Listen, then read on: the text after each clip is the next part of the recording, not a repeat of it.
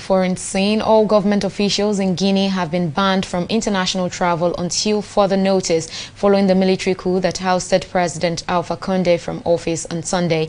The coup leader, Mahamadi Doumbouya, after meeting with ministers from Condé's government on Monday morning, also ordered the officials to hand over their passports, saying that there will be no witch hunt of former ministers, but justice will take its course. Doumbouya also pledged to form a government of national unity in a few weeks and lifted the curfew imposed on mining areas in the country. Meanwhile, President Alpha Condé is still in detention despite international outcry calling for his release.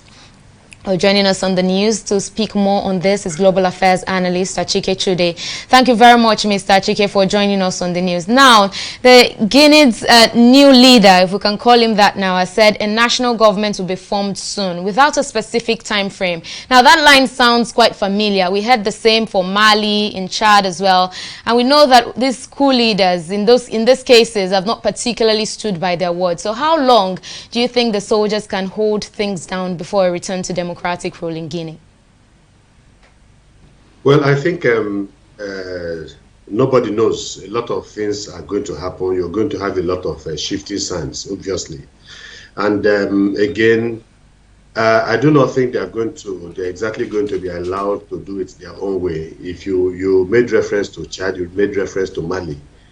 Do not forget that when these military adventurers took over in those countries, removed the legitimately elected, presidents of those countries.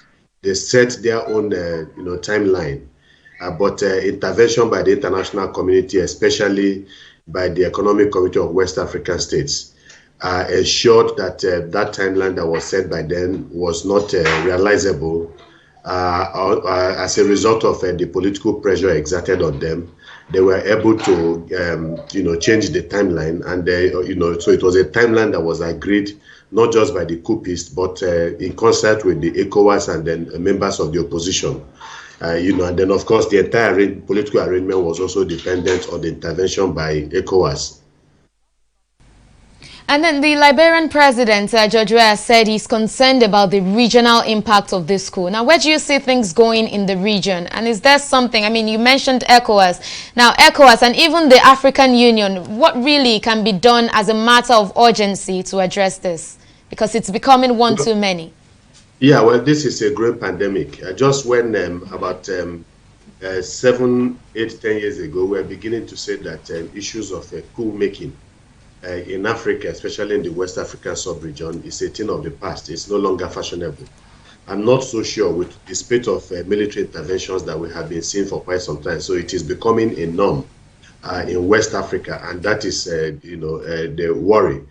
What it means is that the democratic space is closing in West Africa, and that we are going backwards rather than moving forward, because it is clear that military rule is an aberration. In fact, it is antithetical to the ideals of democracy, and so it's a step backwards, like I've said, and not in the best interest of the African continent.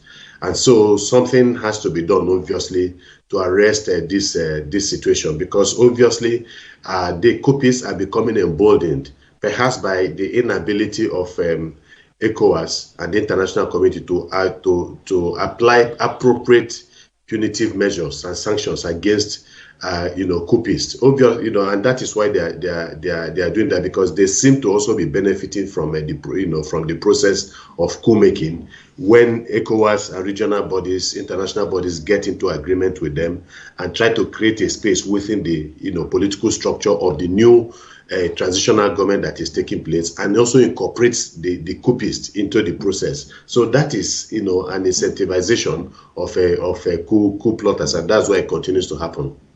Well, Achike Chude, Global Affairs Analyst, we thank you very much for joining us on News Now.